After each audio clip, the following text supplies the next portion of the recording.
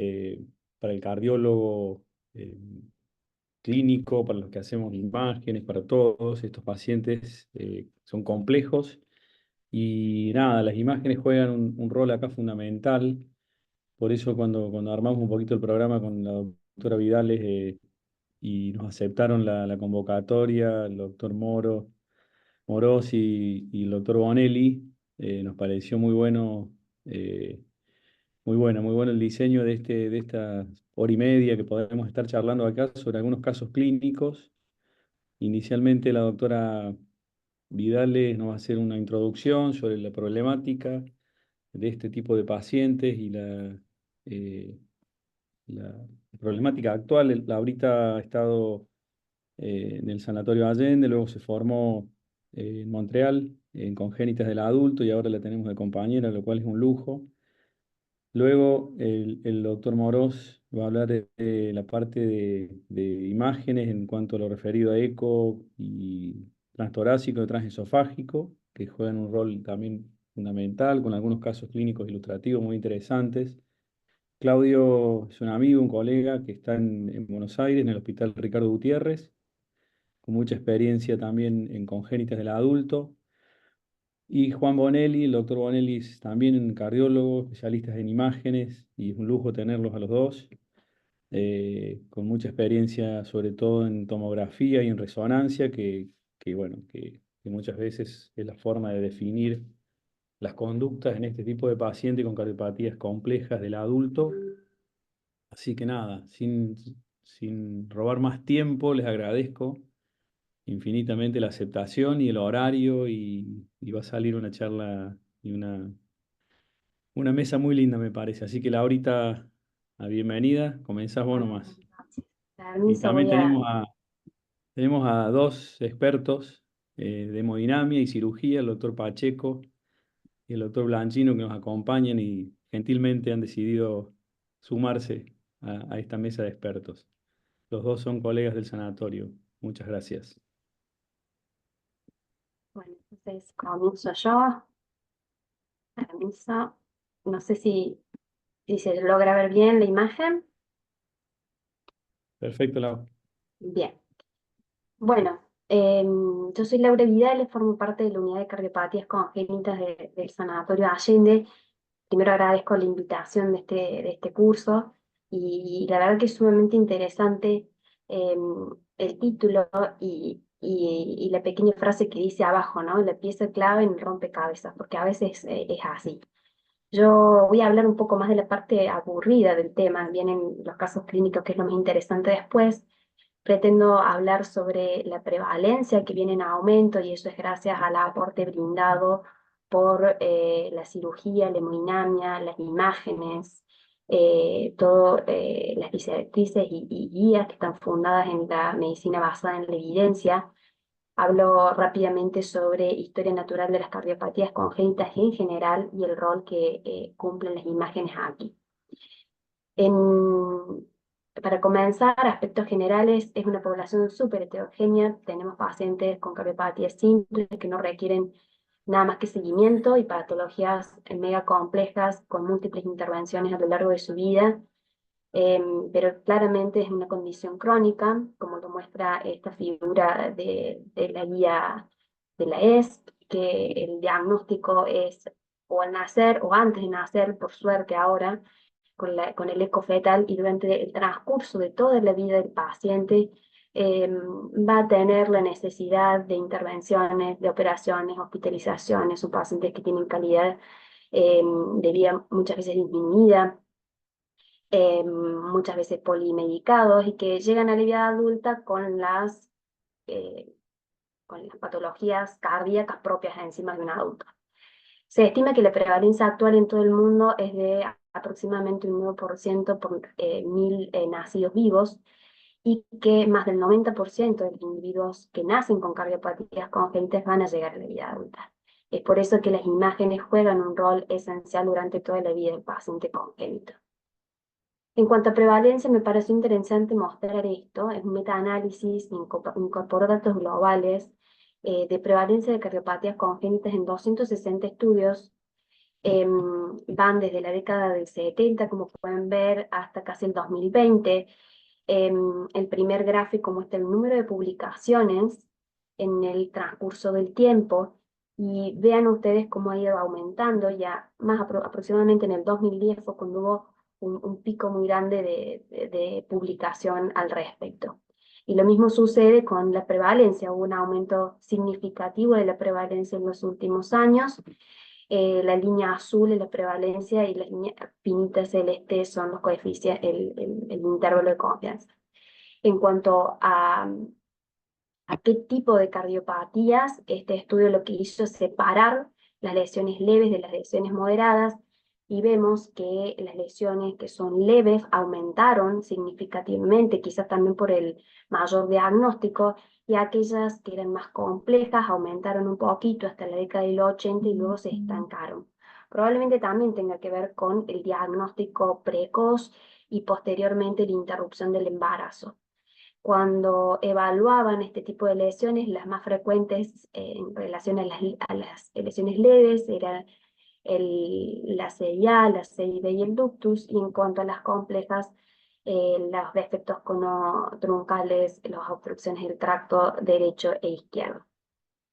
Cuando evaluamos regionalmente esta prevalencia, Europa, América del Norte y del Sur estaban bastante parecidas, había un aumento de prevalencia en Asia y en Oceanía, quizá también publiquen más, y mostraba una prevalencia baja en África, y lo más probable es que sea porque hay poco registro y hay poca publicación, pero que la prevalencia está. O sea que encima estamos subestimando esto, ¿no? En cuanto a la predicción de la prevalencia futuro, me pareció súper interesante poner este artículo. Es algo viejito, es del 2014, si no me equivoco, pero lo que está mostrando es que durante el transcurso del tiempo, los niños que nacían con cardiopatías congénitas se mantenían estables en su prevalencia. No así pasaba con los adultos mayores de 18 años, inclusive aquellos que eran mayores de 60 también aumentó la prevalencia, y esta relación que antes eran más chicos que niños, hoy en día justamente es al revés.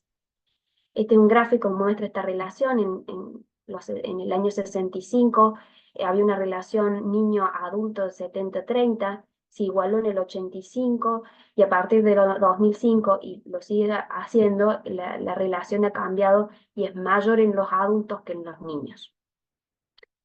Y por qué, si uno tuviese que buscar un porqué a este aumento de la prevalencia, yo creo que es multifactorial, ¿no? Pero el aporte de las intervenciones, tanto quirúrgicas como percutáneas, fueron fundamentales. En la década la década del 40, la primera cirugía, el doctor Bosch con el cierre del ductus, la cirugía paliativa, el VT, la reparación de la aorta, y después en el tiempo, cómo las estrategias quirúrgicas fueron evolucionando y mejorando, y bueno, lograron lo que es hoy, ¿no es cierto? Y de la misma manera, el intervencionismo estructural, la septostomía con balón, fue el que comenzó en 1960 y para arriba, todas las otras intervenciones que se fueron realizando, inclusive algunas que solamente eran quirúrgicas y que ahora no lo son, simplemente para hacer honor a estos grandes, tantos cardiólogos, intervencionistas como cirujanos que aportaron mucho. En cuanto al aporte inmunogenológico, es fundamental.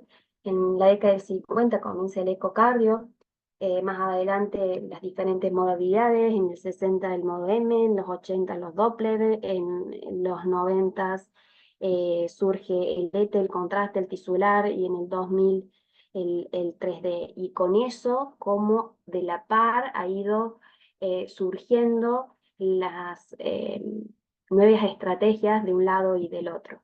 No podemos olvidarnos de estos dos grandes que incorporan la tomografía y la resonancia magnética a la medicina en general y que cambian la medicina moderna, y obviamente nos repercute a nosotros como cardiólogos también. En cuanto a consensos, fíjense que recién a partir de 1994 es cuando se crea por primera vez el primer grupo de trabajo de cardiopatías congénitas, pero no es hasta el 2003 que se publica la primera guía, que no tenía recomendaciones ni niveles de evidencia. Recién en el 2010 se separan las patologías por separado, con su nivel de evidencia y su recomendación, y actualmente disponemos de las guías 2018 americanas y las europeas del 2020, que en ambas hacen un gran énfasis en el aporte de las imágenes, en el seguimiento, en el diagnóstico y en el tratamiento de estos pacientes. Este esquema rápidamente es para mostrar que investigar en cardiopatías congénitas es también complejo, porque son patologías menos frecuentes, complejas, por ahí no están centralizadas en un mismo centro. Entonces, los primeros trabajos que fueron en la década del 40 eran pequeñitos, luego fueron aumentando su volumen y haciéndose más grandes, multicentros y cortes, y con el correr de los años ha aumentado la sobrevida de estos pacientes, y hay un juego ahí entre el tamaño muestral y el tamaño del efecto. Esta línea celeste que ustedes pueden ver acá abajo, el texto lo llama como pérdida de energía, haciendo referencia a todo lo que habíamos hablado, ¿no? La heterogeneidad de las patologías, la patología compleja, el volumen del centro, etcétera, etcétera, que requiere un tamaño muestral muy grande para generar un efecto significativo. Y por lo contrario, la línea roja son algunas estrategias estadísticas o subrogantes de endpoint que nos ayudan a tener un grupo muestral más pequeño para poder tener un objetivo. A lo que voy es que es difícil investigar en congénitas también, ¿no? En cuanto a historia natural de la enfermedad, ellos van a cursar con secuelas de las lesiones nativas o de las reparaciones o intervenciones paliativas que se le hicieron.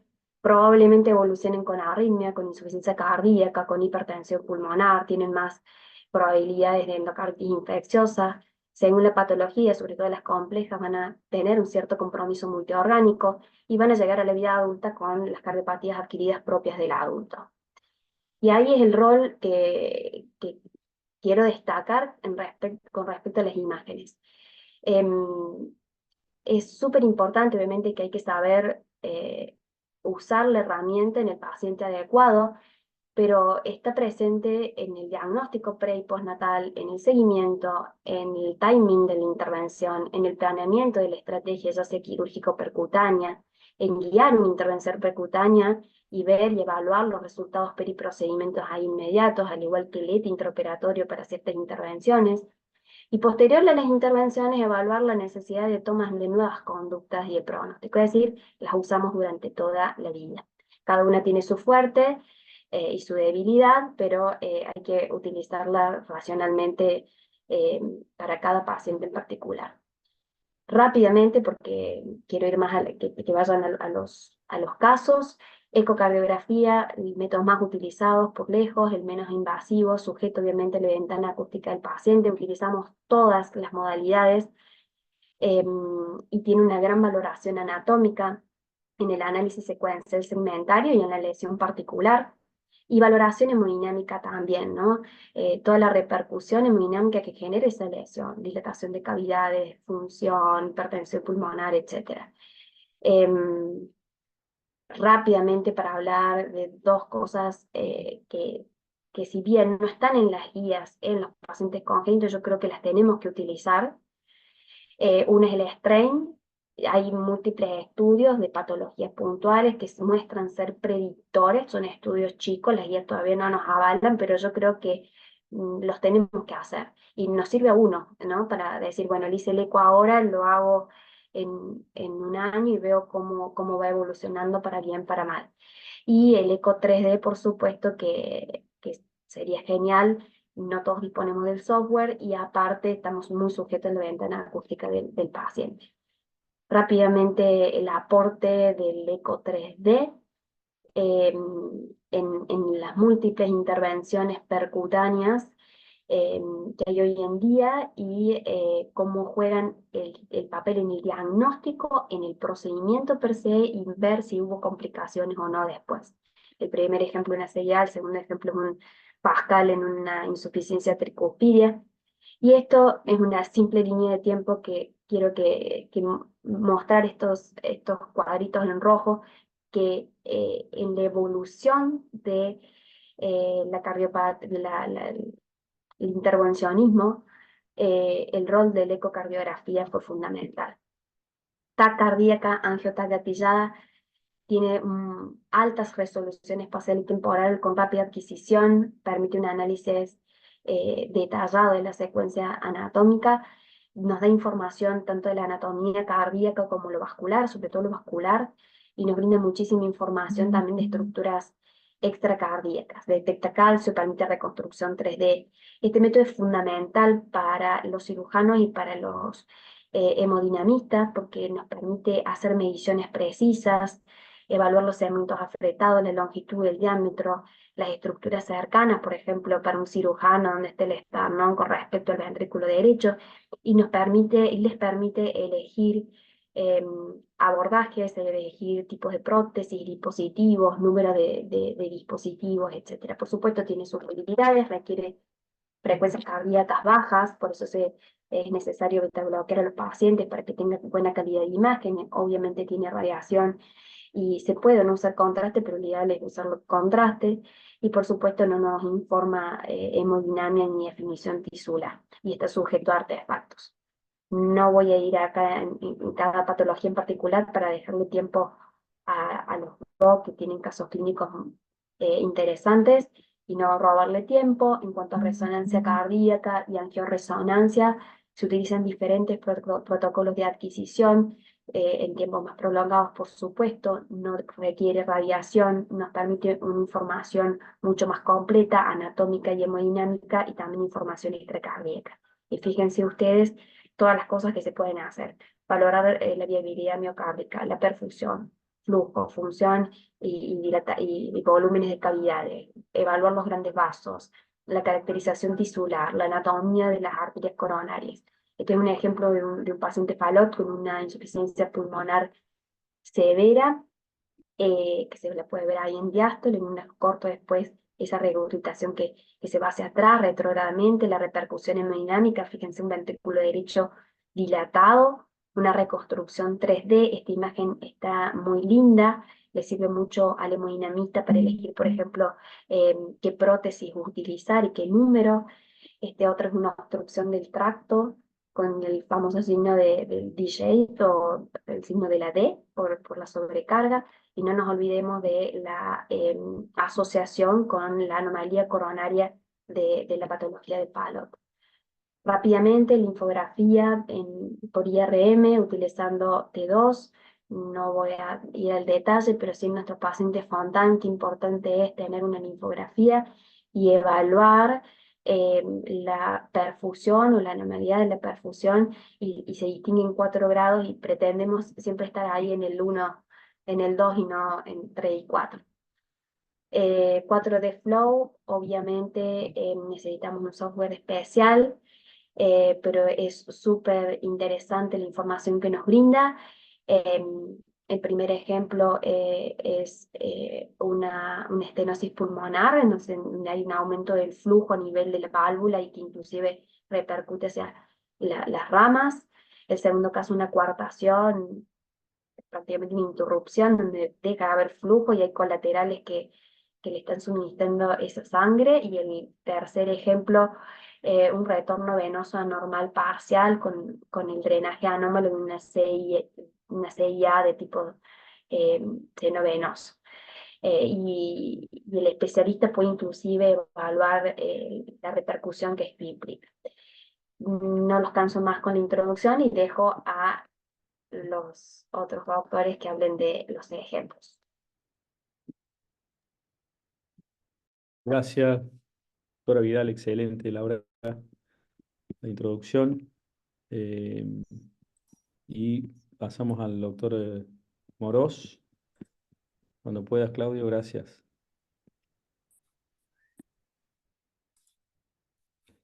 Bueno, gracias Fernando por la invitación. ¿Se ve el slide?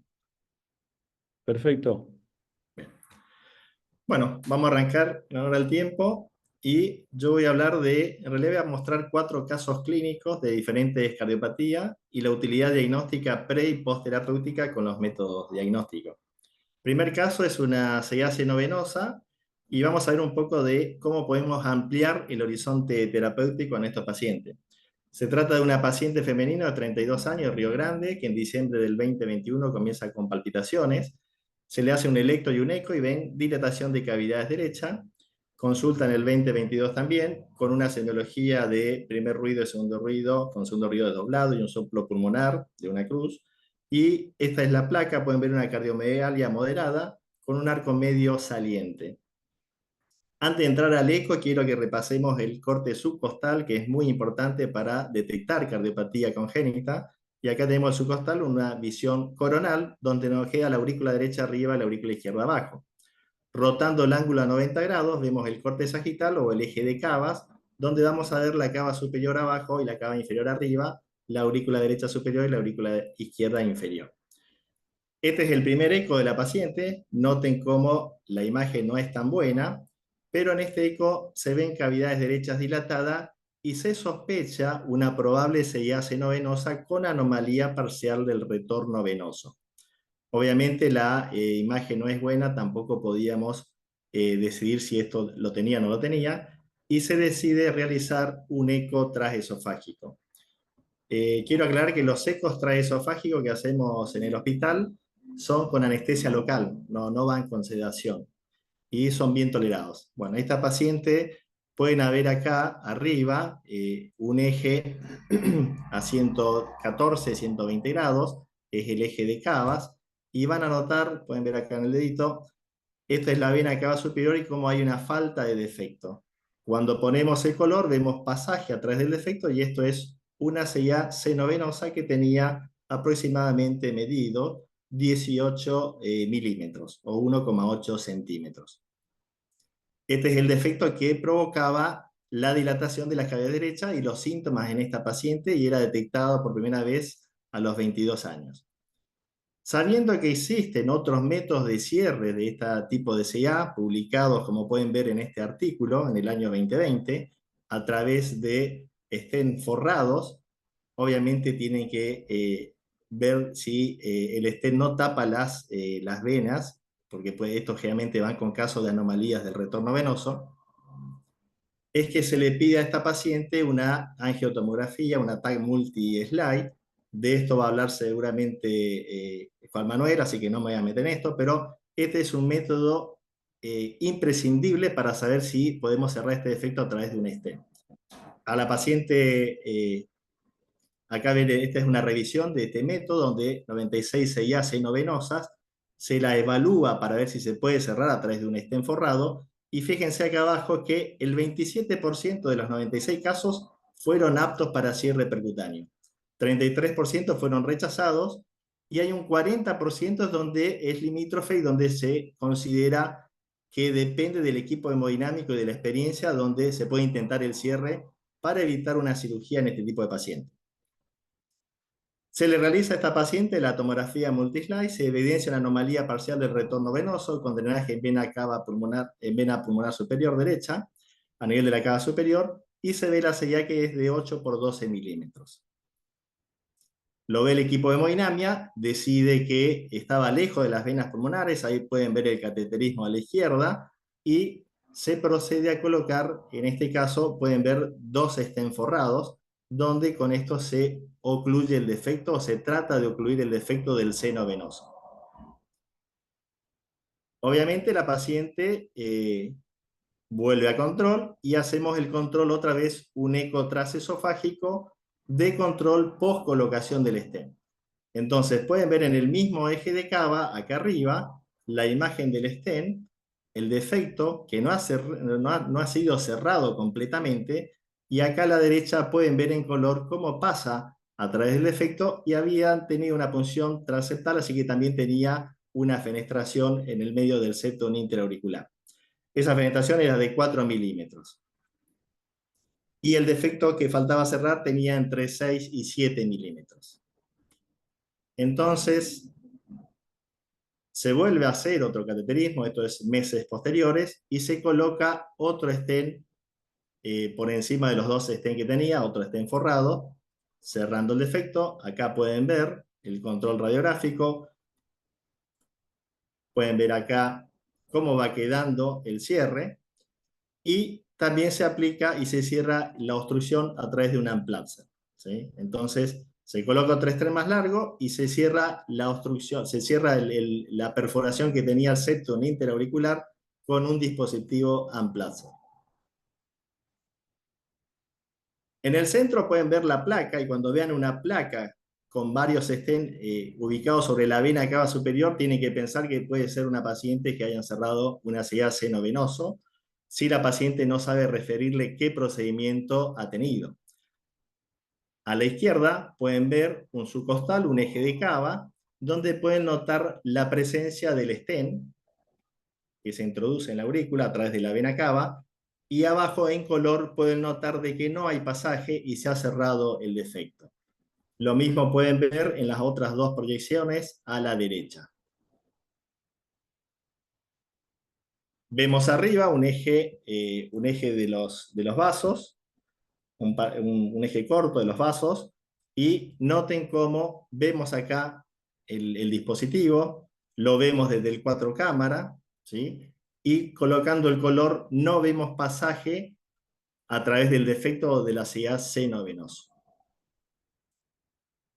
Posteriormente y al año del seguimiento, la paciente vuelve a control, y como no teníamos una imagen de los nuevos dispositivos colocados, se hace un tercer eco transesofágico donde podemos constatar el cierre absoluto de la CIA seno-venoso, donde vemos el Amplatzer para cerrar la fenestra que tenía y donde no vemos pasaje.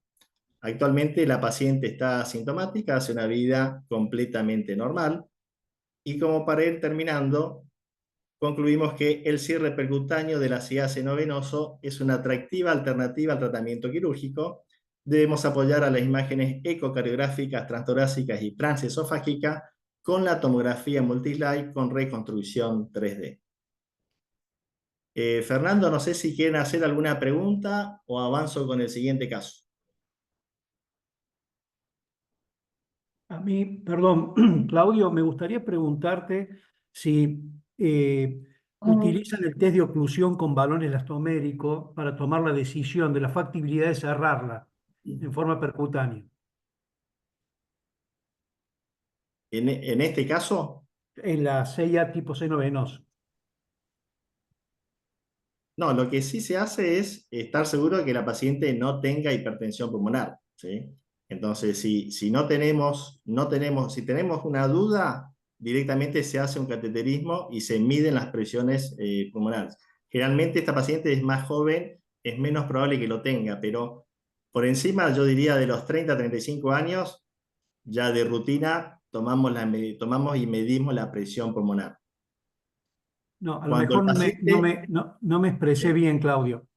Eh, el test con un balón en la vena cava superior para ver Sí. si cuando se pone el stent cubierto no se va a ocluir la vena pulmonar superior derecha.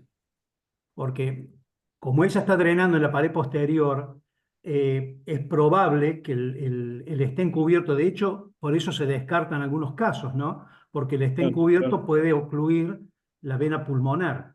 Entonces, se suele hacer un test de oclusión con un catéter puesto en la vena pulmonar, como lo hicieron ustedes, y se inyecta en la vena pulmonar con el balón inflado para ver si va a poder drenar hacia la aurícula izquierda, se va a poder redirigir una vez que está puesto el stent. Sí, ese test se realiza, ahora te entendí. Sí, claro, es antes de colocar el stent, probar de si no hay una oclusión mecánica a través del balón, ¿sí? Exactamente. Obviamente, dependiendo del caso, fíjense que en la revisión esta había casos que eran limítrofes. Entonces, si el caso es limítrofe, es donde más atención se pone para realizar esta prueba. Pero si las venas pulmonares están más lejos, el peligro ese es menor, digamos, ¿sí?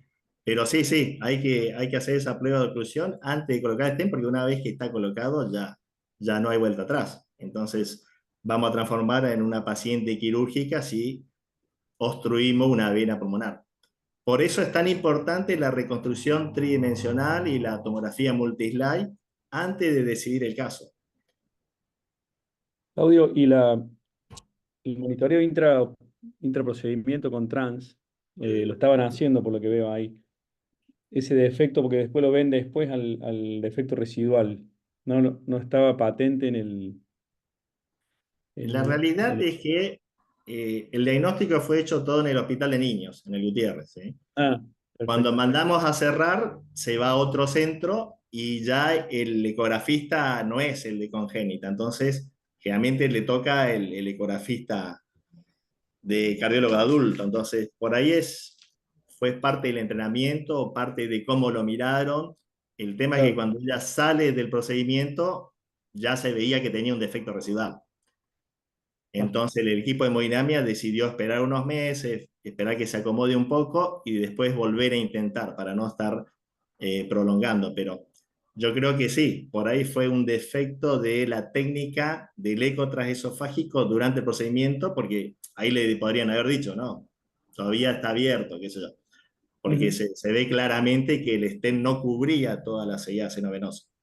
Pero lo interesante de esto es que antiguamente uno pensaba en seguida senovenoso y eran todas quirúrgicas. Sí, sí, sí. Sí, Entonces sí, ahora muy interesante. tenemos, Esto Tal es cual. relativamente muy nuevo. Evaluamos un par nosotros y no. Al final no. Yo sabía que lo habían dejado en muchos sitios lo habían dejado de hacer por la poca factibilidad y a veces las complicaciones. Una vez analizamos con el doctor Pacheco un par de casos y bueno, no fueron factibles. Pues bueno, bárbaro. Avancemos nomás. vamos al segundo caso. El fallo del Fontán-Kreuzer, un callejón sin salida.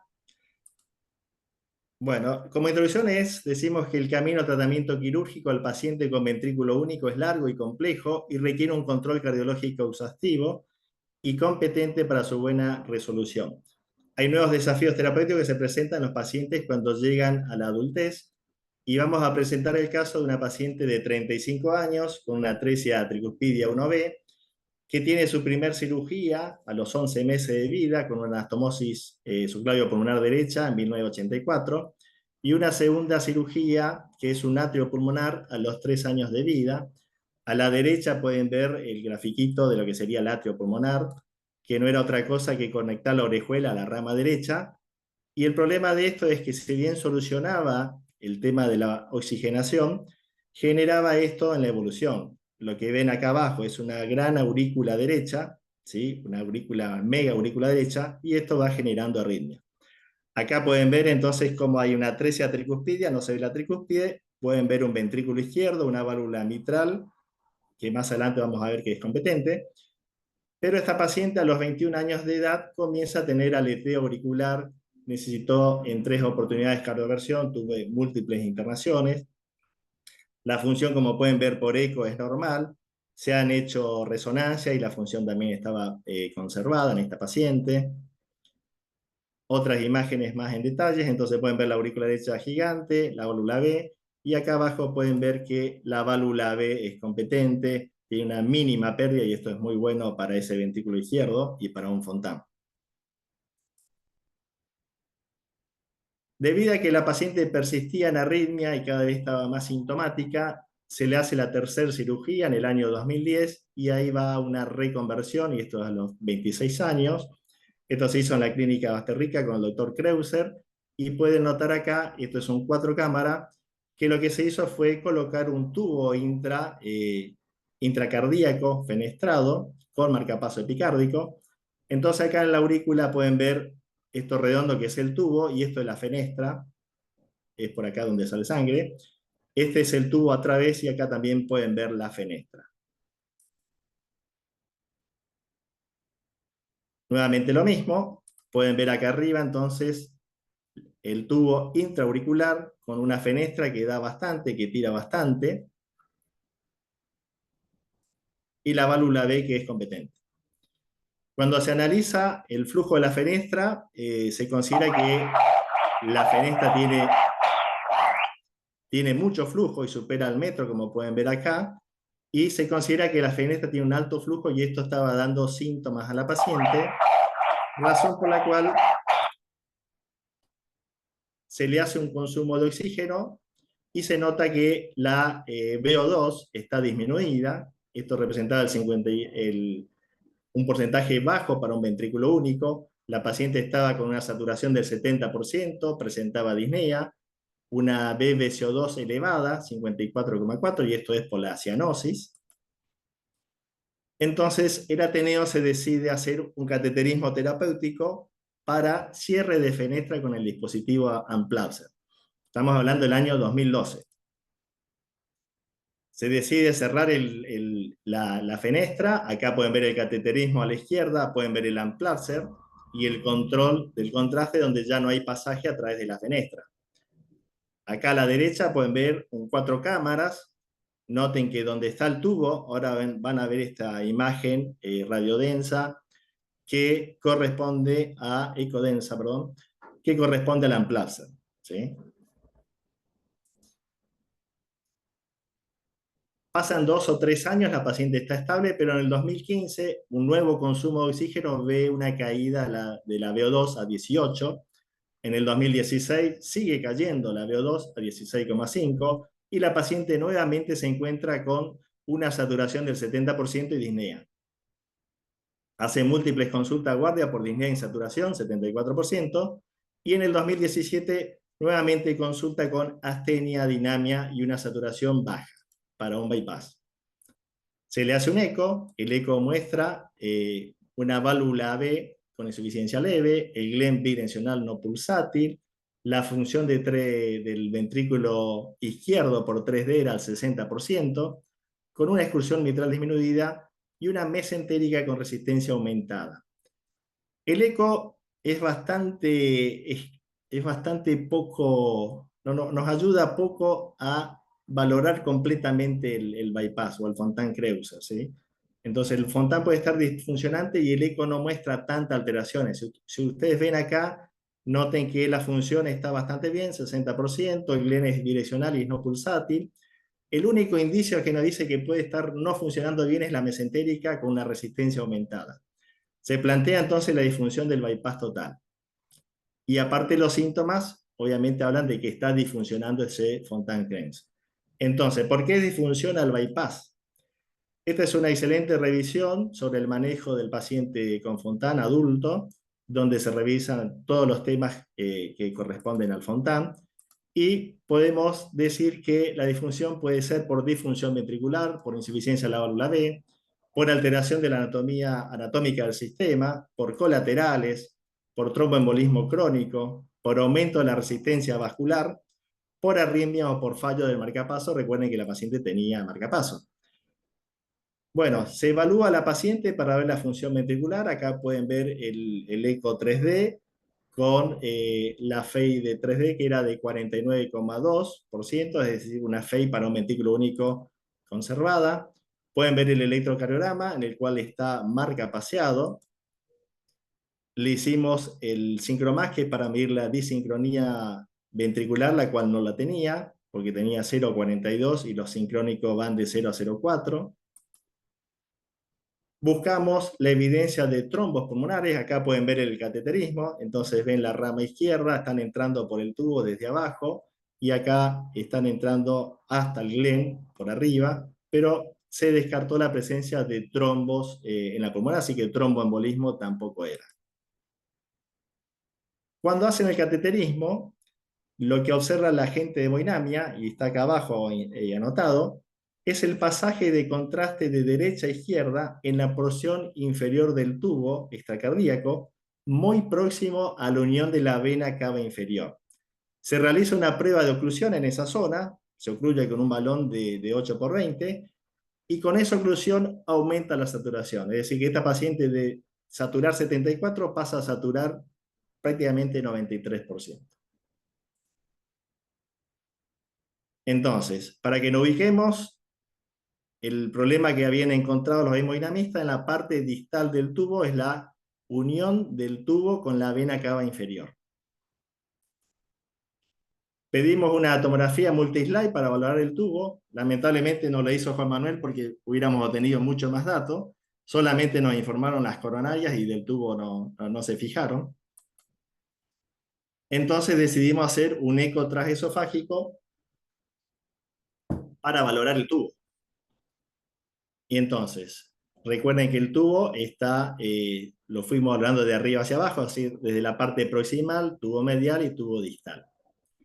Lo que están viendo acá es el tubo a través y a la izquierda van a ver la parte proximal del tubo. Al colocar el color no vemos ningún contraste. A la derecha van a ver la parte media, acá está el dispositivo Unplacer, no hay pasaje, pero ya vemos un flujo que se nos está acercando desde la izquierda. Y cuando vamos a la parte distal del tubo, noten como hay tres jets en color rojo y de algún lado vienen. Y está justamente en la parte distal del tubo que hablaba hemodinamia que había pasaje de derecha a izquierda. Esta visión la vemos en un ángulo de 80-90 grados, pero eso va a depender de la posición del tubo y de la paciente, es decir, que hay que ir a buscarlo.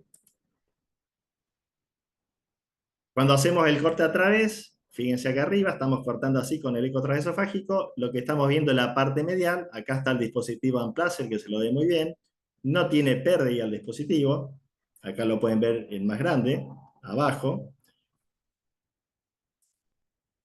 Y cuando nos vamos a la parte distal, nuevamente vemos que otra vez hay un pasaje, ¿sí?, hacia la aurícula a través del tubo.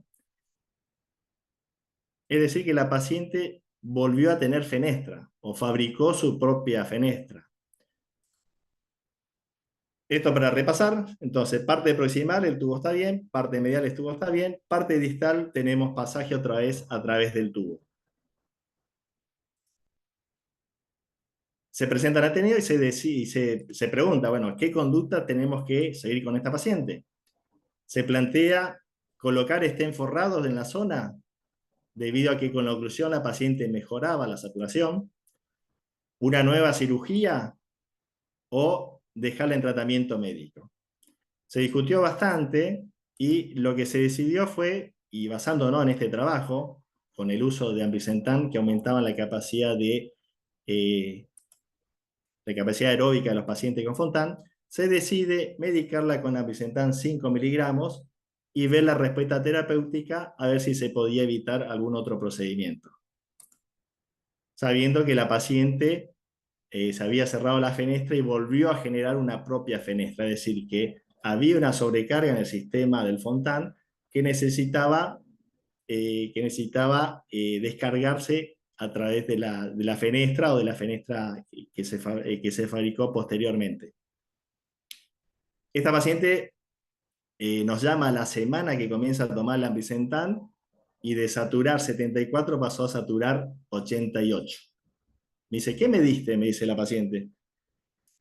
Bueno, el tema es que fue impresionante la evolución de esta paciente y fíjense el consumo de oxígeno, que estaba en 17, subió a 22,9. ¿Sí? Si bien todavía era bajo, pero esta paciente de estar incapacitada comenzó a hacer ejercicio, comenzó a nadar y realmente fue una buena experiencia. Obviamente los 5 miligramos rápidamente le quedaron cortos, tuvimos que ir a 10 miligramos y actualmente la paciente está haciendo su vida, satura, sí, 85-86%, tomando ambrisentan 10.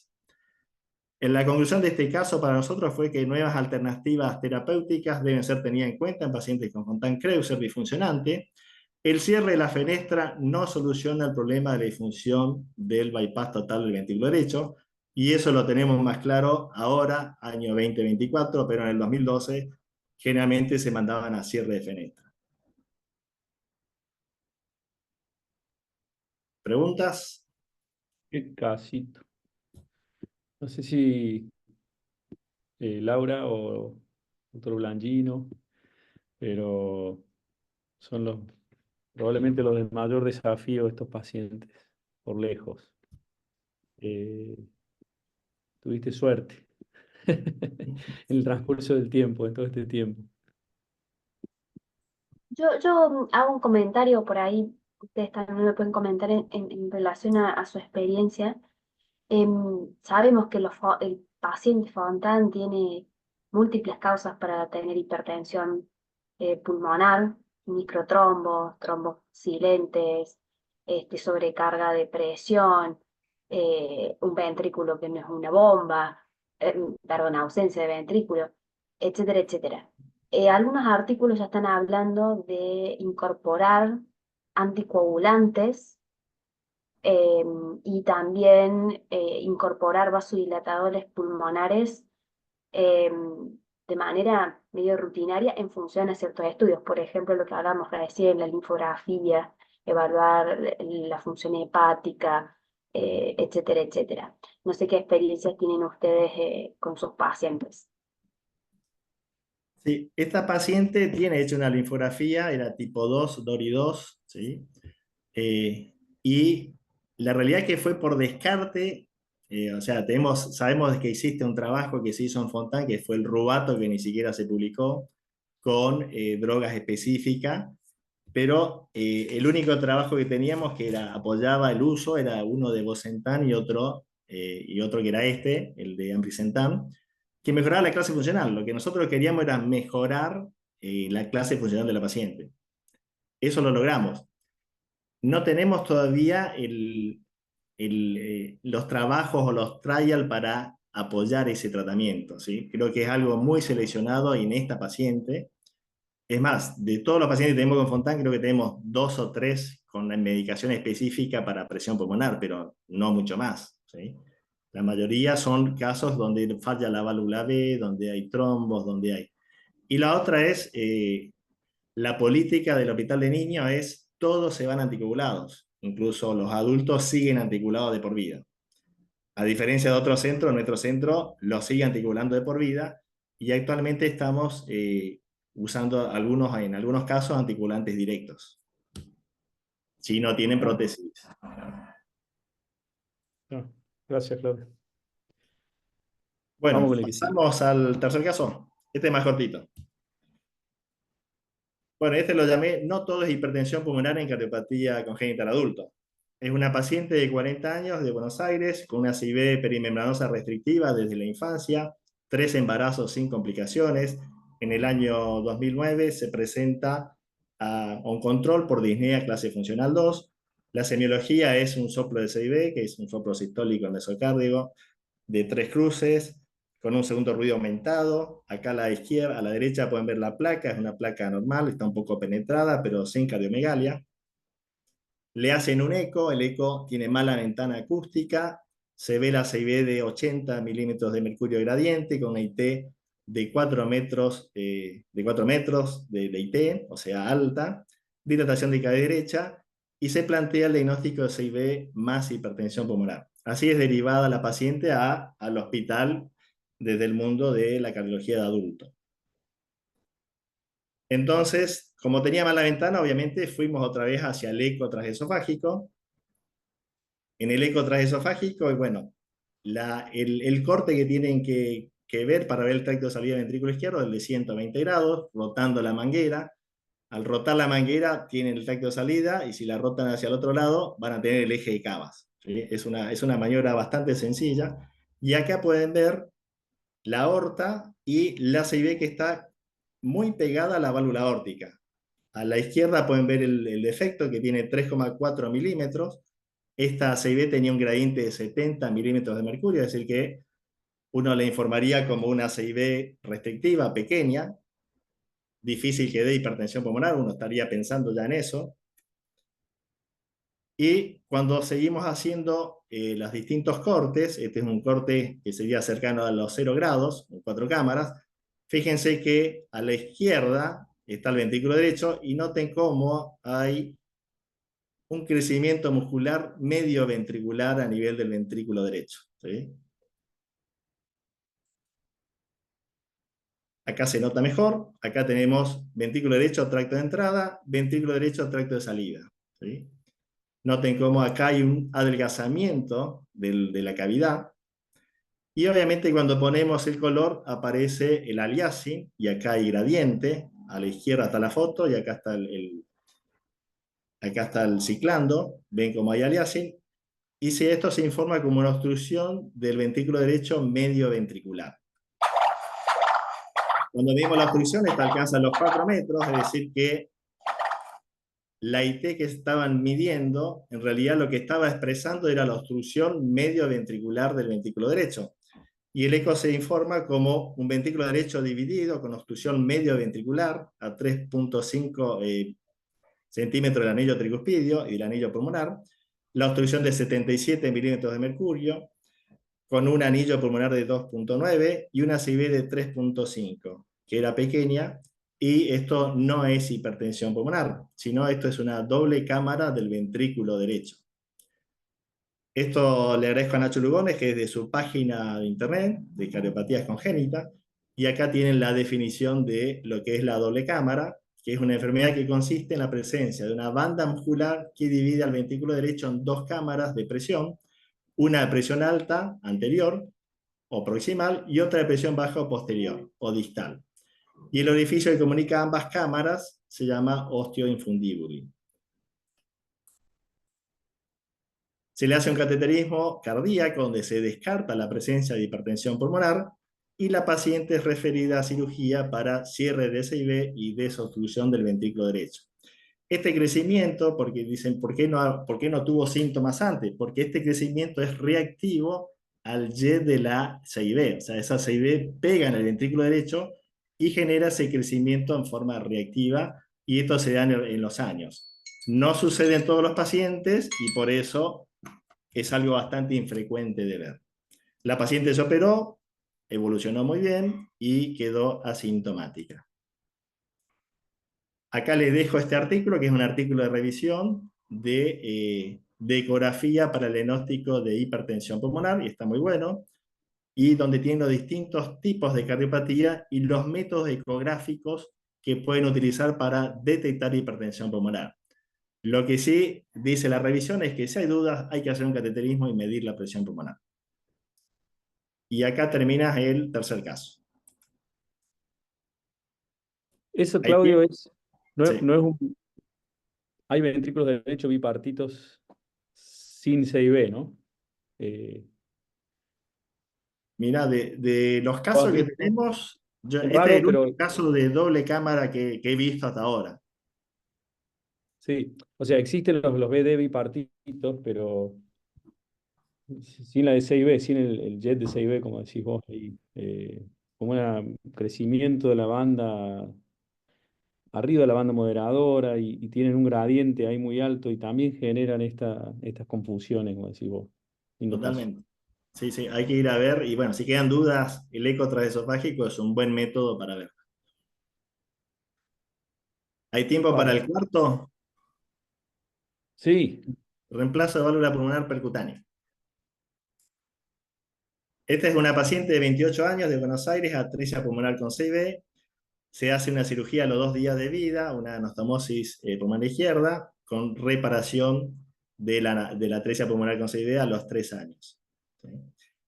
Esta paciente obviamente evoluciona con insuficiencia pulmonar severa porque habrá tenido un parche transanular, pero a esto se le suman intensas cefaleas de aparición de 3 a 4 veces por semana, incapacitante, la tira en cama. La chica consulta más por la cefalea que por el tema de la parte de su atresia pulmonar. Vemos entonces que semiología tenía un soplo diastólico pulmonar de 2 cruces. Vemos acá a la derecha la placa, vemos cardiomegalia moderada con un arco medio saliente. Y pasemos ahora a la ecografía. A la izquierda vemos un subcostal, donde vemos que aparte de dilatación de cabeza derecha, vemos que hay un pasaje de derecha a izquierda, de izquierda a derecha, a través de lo que se informa como un foramen, un foramen oval abierto. ¿Sí? A la derecha ven un 4 cámaras, donde vemos dilatación del ventrículo derecho. Fíjense que la punta del ventrículo está formada más por el BD que por el BI, es decir, que está dilatado, la aurícula está dilatada. Cuando valoramos la válvula pulmonar, noten que hay una pérdida absoluta, es toda insuficiencia pulmonar. Acá pueden ver la válvula pulmonar en un eje de los vasos, acá está la aorta y esta es la pulmonar desplegada, y esto se informa como insuficiencia pulmonar severa. Cuando vamos a las ramas pulmonares, esta es la rama pulmonar derecha, acá está la rama derecha y la izquierda, y los que nos confirman que la paciente tiene insuficiencia pulmonar severa es que la rama vuelve, la sangre vuelve de la rama, y fíjense en color rojo, o sea, la sangre va en azul, pero vuelve todo en rojo, y esto sería lo mismo que pasa en la aorta con insuficiencia aórtica. pero a nivel de la pulmonar. Y esto nos dice que hay insuficiencia pulmonar severa. Debido a la presencia de la cefalea intensa y la presencia del foramen oval, se decide hacer un Doppler transcranial con burbujas para ver si había llegada de burbujas al cerebro. Acá a la izquierda pueden ver un 4 cámaras donde se está inyectando a través de una vía periférica en solución salina agitada, entonces vean que tiene un buen contraste. Luego se busca a nivel cerebral la cerebral media, acá la estamos viendo, y nuevamente se inyecta el contraste acá arriba, usando el Doppler, midiendo la arteria cerebral media, como pueden ver acá arriba. Este es el Doppler basal, la cerebral media tiene que tener una diástole importante, porque es una arteria de bajo flujo. Y en esta paciente, cuando se hace la primera inyección, vemos un pasaje masivo de burbujas, ¿sí? Ni siquiera necesitó Valsalva. Y comenzó con síntomas de cefaleas. Esto lo pongo, pero para mostrarle por qué estoy mostrando este caso. Y esto es un trabajo donde evaluaron 474 pacientes con cierre de foramen oval, y de los cuales 110, que fueron los evaluados, se cerró por migraña, a los cuales dieron un cuestionario pre y post cierre. Y noten cómo que los pacientes que tenían cerrado el foramen disminuían los síntomas, ¿sí? Esto obviamente habla de que habría que hacer más trabajos para ver si esto realmente es considerado apoyarlo y decidir un cierre solamente por la mediana. La paciente fue evaluada por un eco transesofágico, donde queríamos ver el foramen oval. Acá vemos un corte a 0 grados, acá 120 en el eje de Cavas, y vemos acá el pasaje, ¿sí?, con el foramen, un foramen oval, que lo medimos y tenía aproximadamente entre 3 milímetros, con un pasaje de izquierda a derecha. Obviamente el pasaje que estamos viendo es de izquierda a derecha, pero también tiene un pasaje de derecha a izquierda, y eso lo muestra el Doppler transcranial que habíamos hecho previamente. Como el problema también de la paciente era la válvula pulmonar, se le evaluó para válvula pulmonar, acá vemos el cateterismo, y se decidió colocar una válvula pulmonar percutánea. Acá pueden ver a la izquierda arriba cómo al inyectar el contraste en la vena pulmonar, toda la sangre vuelve hacia el ventrículo. Acá se está midiendo el tracto, y acá abajo estamos viendo cómo se está desplegando la válvula pulmonar.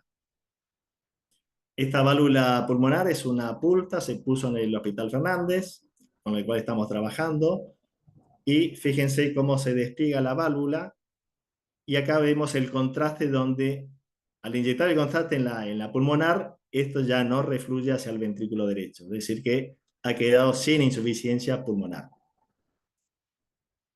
Bueno, la paciente luego fue valorada otra vez por ecocardiograma, y noten cómo podemos ver a la izquierda, en el eje de los vasos, la presencia del stent que sostiene la válvula, y al poner el color ya vemos que no tiene insuficiencia pulmonar.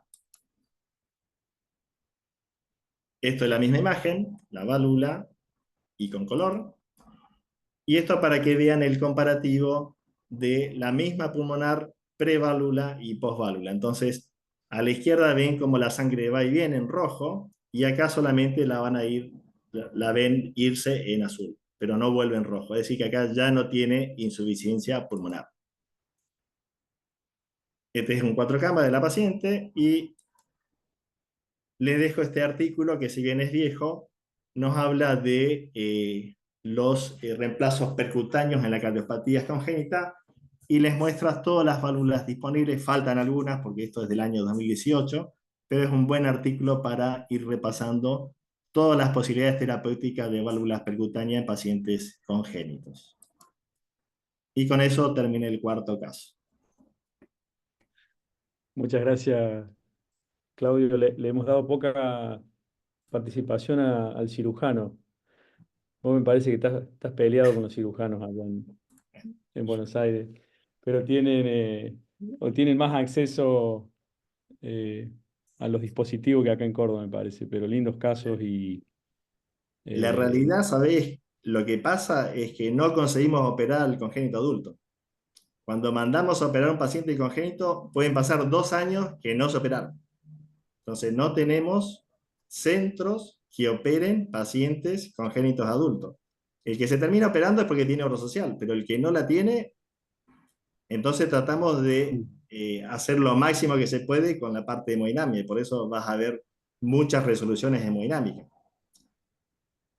Sí, sí, es todo un tema ese. No hay un centro de congénitas del adulto en Buenos Aires, cuando querés derivar un paciente a veces, o acá en Córdoba, no sé, Daniel debe tener más conocimiento que yo, Laura, pero muchas Y veces posiblemente, la problemática es muy parecida aquí también.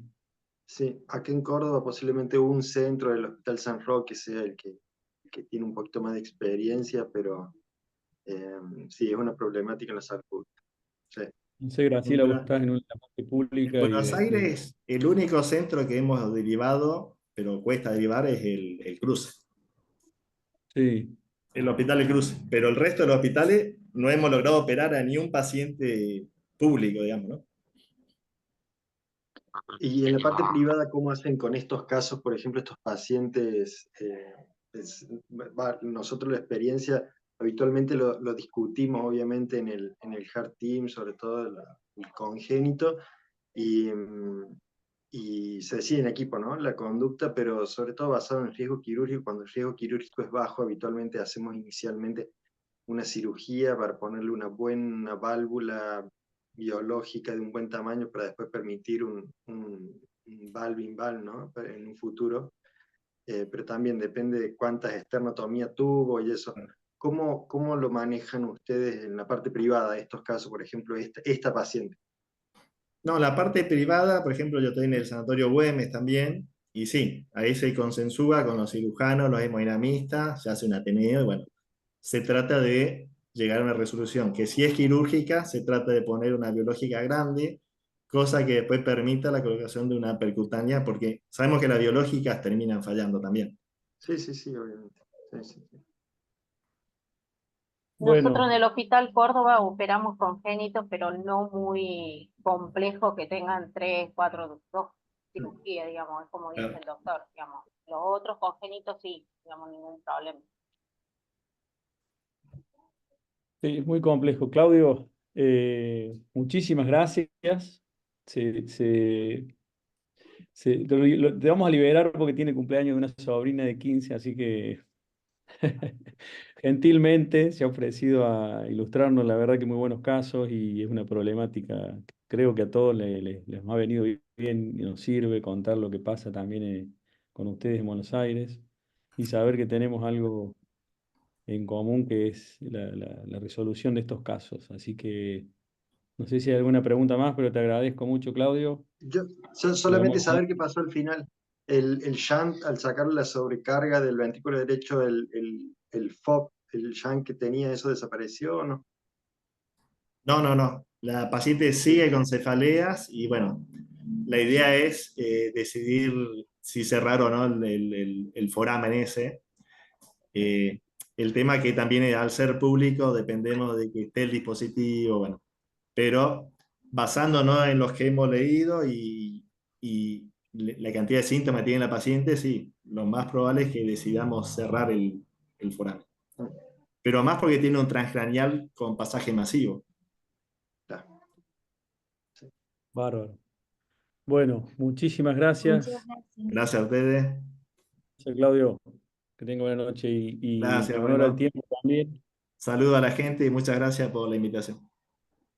gracias a vos. Por el honor al tiempo también del doctor Bonelli, que tiene siempre unas imágenes espectaculares. Así que es un ciudadano cordobés también, la segunda ciudad. Así es. Ciudadano de toda Argentina, pero ha venido mucho Juan acá y nos ha ayudado muchísimo en casos a todos, a muchos cardiólogos en Córdoba, cuando te derivamos estos pacientes muy complejos. Así que muchas gracias, nos ha enseñado muchísimo y nos va a seguir enseñando. Así que bienvenido, Juan.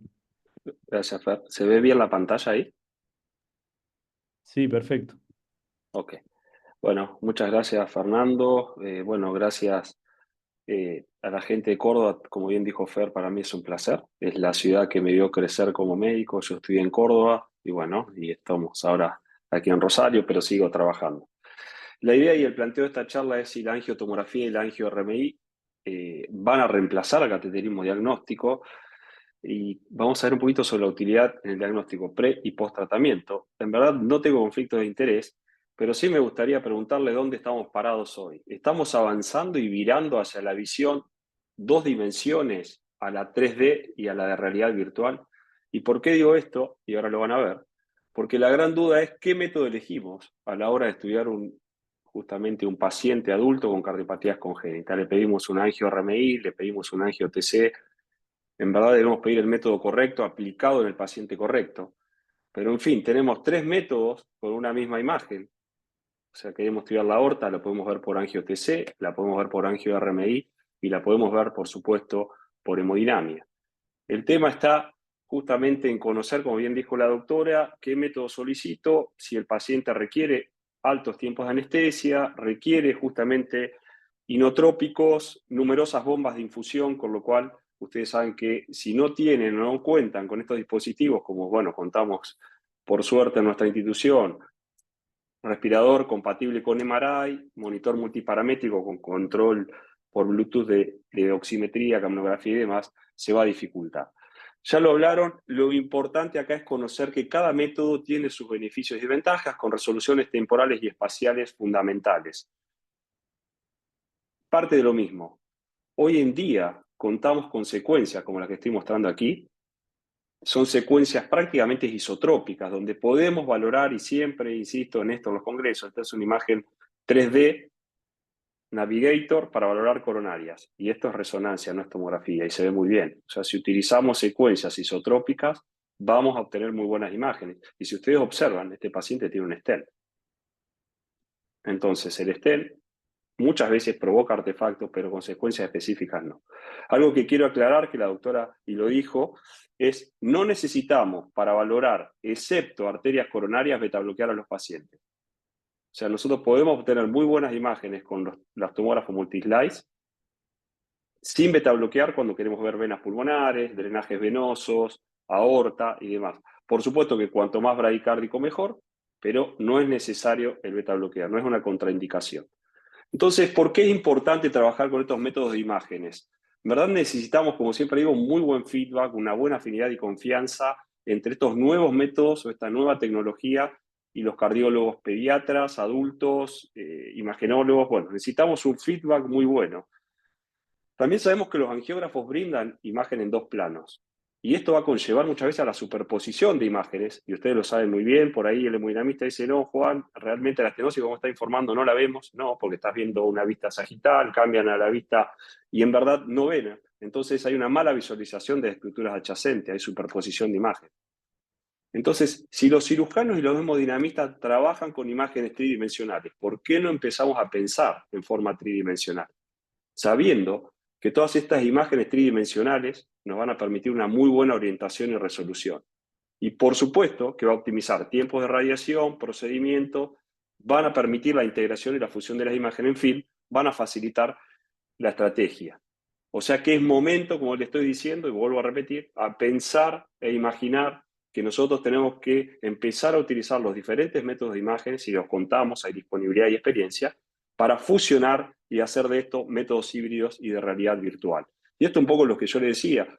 En verdad, excepto que exista, como bueno, estas son imágenes del doctor Peirone, existan angiógrafos rotacionales, las imágenes que se obtienen con los viejos angiógrafos son imágenes en 2D, son imágenes biplanares.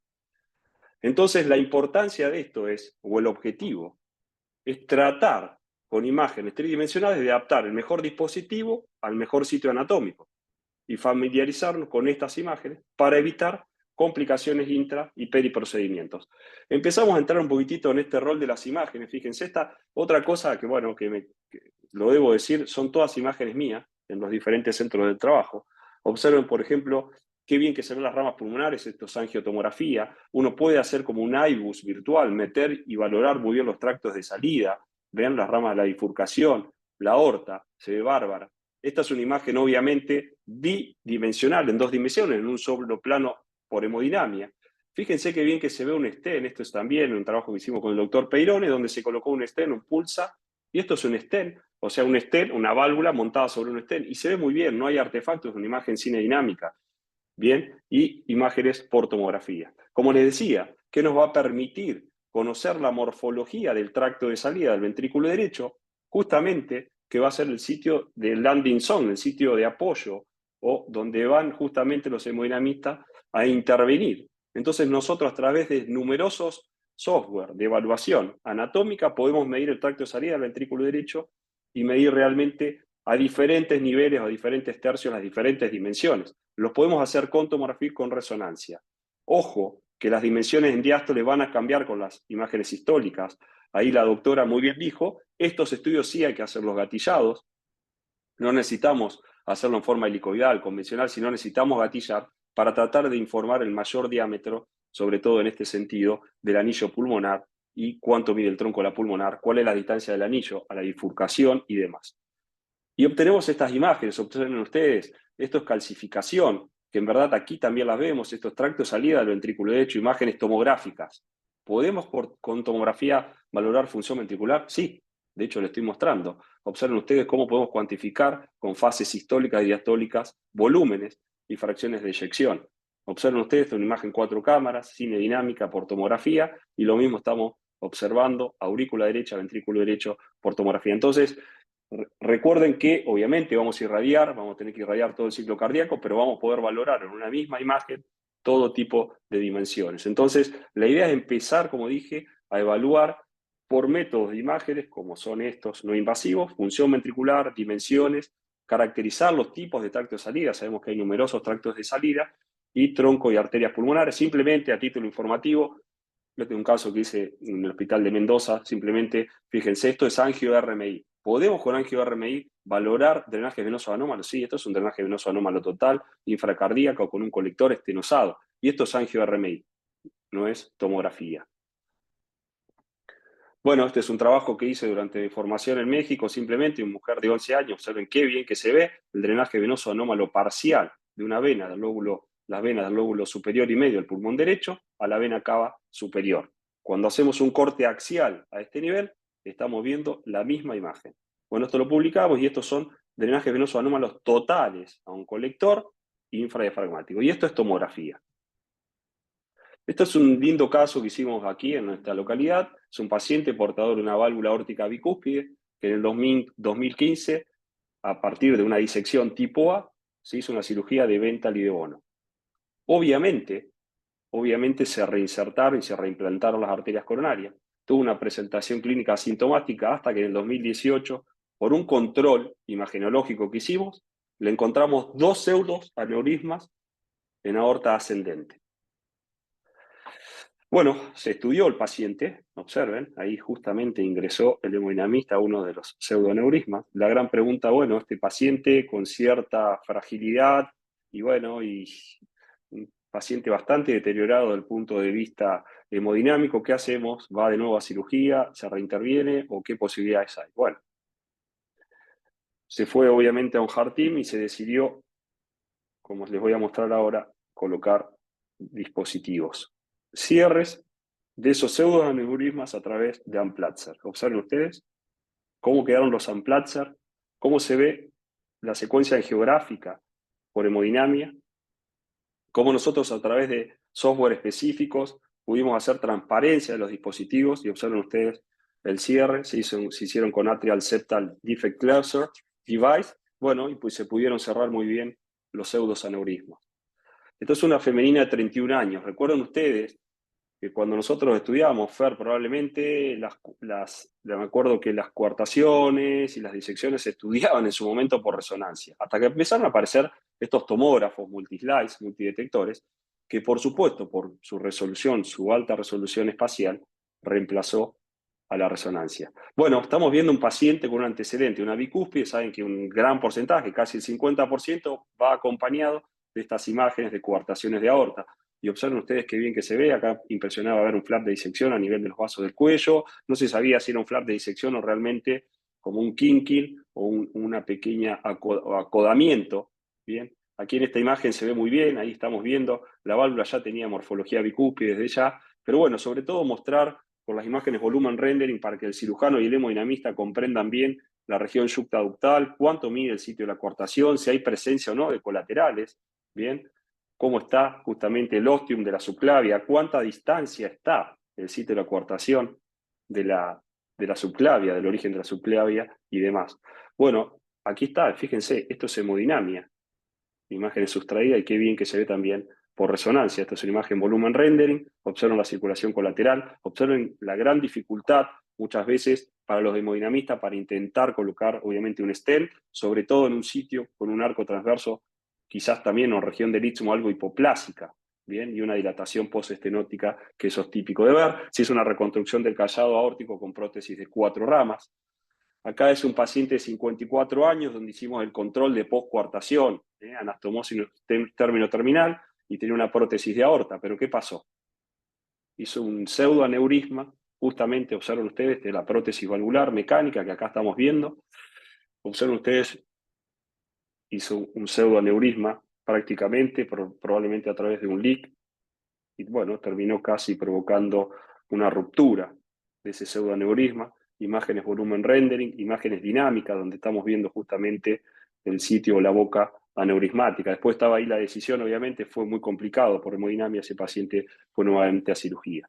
Este es un paciente que vimos en Entre Ríos porque fue derivado por soplo interescapular. Claro, miren ustedes la gran circulación colateral. Miren lo que es ustedes, tenían soplos interescapulares, claro. Cuando vemos las imágenes axiales, observen ustedes, vemos un gran pseudoaneurisma aquí, o una imagen aneurismática, probablemente un aneurisma de tipo micótico, en sitio yuctaductal, en el sitio de la coartación de aorta. O sea, probablemente dilató esa región, se calcificó, y este niño provocó, obviamente, a nivel del sitio de la reducción del calibre de la coartación, porque tenía toda una hipoplasia también de la aorta descendente, esa imagen, bien. Se hizo, miren, esta es la imagen volumen rendering, se ve muy bien, aquí se ve muy bien la imagen esta neurismática, calcificada, bien, con una gran, fíjense la prominencia de las arterias mamarias, eso es típico, aquí la estamos viendo en los cortes axiales, se ve muy bien. Y bueno, se terminó haciendo obviamente quirúrgicamente una anastomosis a partir de la subclavia, se hizo un bypass subclavio aorta descendente. ¿Y qué ocurrió? Y bueno, ocurrió lo que tenía que ocurrir, se trombosó todo el sitio donde estaba el aneurisma y demás, y que también lo vimos muy bien por tomografía. Miren ustedes cómo se trombosó todo. Y realmente el control del post quirúrgico fue excelente.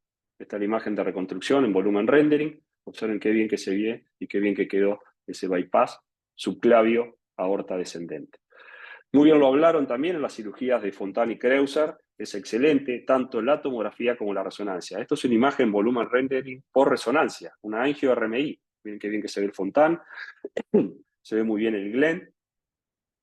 Vuelvo para atrás, disculpen 2 minutitos. Miren ustedes qué bien que se ve el Fontán. Generalmente son Fontán fenestrados. Ahí se ve muy bien. Recuerden que es importante ver la presencia o no de fenestra. Este es un caso, le diría que casi de museo, se lo he mandado a Cristian Kreuzer, porque esta es una cirugía de Fontán-Kreuzer, pero una verdadera cirugía de Fontán-Kreuzer donde se abocan ambas ramas pulmonares a la aurícula derecha. Prácticamente no se ve más eso. Miren ustedes la trombosis que generó, obviamente, el abocamiento, la gran dilatación de esta cavidad que está actuando prácticamente como un ventrículo derecho, y bueno, terminó obviamente formando trombos a dicho nivel. Miren qué bien que se ve el Fontán, bien, y bueno, son secuencias por angio-RMI, pacientes que van a necesitar controles bastante frecuentes de su anatomía, como bien comentaron, entonces ojo con la tomografía. Este 17 años, atresia tricuspidia, portador de un Glenn, se ve bárbaro, miren qué bien que se ve el Glenn. Obviamente hay que tener un poquito de experiencia para inyectar y tratar de adquirir estos casos. Es una atresia tricuspide, claro, la cavidad derecha no se pintó. Sí pintamos muy bien la vena cava y obviamente la anastomosis de la cava a la rama. Pero ¿qué pasaba? El paciente tenía una reducción del calibre ostial de la rama izquierda de la arteria pulmonar. Bueno, se vio muy bien. Bueno, esto es vale mostrar todo, y les diría que es algo raro. Alguien me puede decir, yo estoy inyectando por vena, pero ¿qué están viendo que se pintó? No sé si alguien quiere opinar sobre este caso. Yo estoy inyectando por vena cava superior, ¿y qué estructuras se están pintando? Es un antecedente de un drenaje venoso anómalo parcial, sería tipo seno venoso superior. Obviamente se ve muy bien el parche del cierre, esta paciente fue a cirugía, pero ¿qué pasó? Me la mandan a control porque la paciente estaba muy bien antes de la cirugía, la quisieron operar con 16 años, y la paciente empezó con ciertos cuadros de falla cardíaca, disnea y demás. ¿Alguien me puede comentar algo de aquí? De lo que están viendo. Si yo le estoy inyectando por vena, ¿por qué se me están pintando las cavidades izquierdas? Obviamente el abocamiento que hicieron, tanto de la cava No, superior, evidentemente. Sí, decí, Fer. no, no. El parche que pusieron está mal dirigido, Así es. ¿no? Entonces, con lo cual, claro, con lo cual, cuando vos inyectás por vena, en vez de tenerse las cavidades derechas, tenía las cavidades izquierdas. Me llamó completamente la atención. Dije, vamos a controlar. Como la tomografía es un método estático, yo tengo que hacer múltiples fases, ¿qué hice? La saqué del tomógrafo y la llevé al resonador. Y acá están viendo el dinamismo con la angio-RMI del mismo caso. Inyecto por vena, pero se pinta la aurícula izquierda, se pinta la aurícula izquierda, ventrículo izquierdo, aorta. Claro, como bien dijo Fer, se redirigió muy mal en la cirugía. Esta paciente lamentablemente falleció. Este es un paciente de 33 años, postoperado también de Glenn. Fíjense qué interesante. O sea, acá yo les muestro, yo estoy viendo la vena cava inferior, sumamente ectásica, y hay toda una estructura. Toda esta estructura no es la aorta, es la ácido y la hemiácido. O sea, hay toda una congestión. De hecho, observen que el paciente está en anasarca. Este paciente tuvo una plástica de Vega, también en la tricuspide, por una insuficiencia tricuspidea severa. Simplemente acá lo que les estoy mostrando, miren ustedes, yo lo que quiero que comparen, sobre todo en este tipo de casos, porque se tienen que empezar a familiarizar con esto. Miren lo que es la aorta y la ácido, o sea, prácticamente tienen los mismos diámetros. Aquí hay algo que no está funcionando bien. Entonces, cualquier persona un poco lúcida se puede dar cuenta que evidentemente existe toda una ectasia venosa porque aquí hay algún problema. Bueno, estas son las imágenes, fíjense, de la angio-RMI. Esta es una secuencia que llamamos 3D Navigator, que podemos hacer casi imágenes isotrópicas, o sea, se adquiere símil tomografía.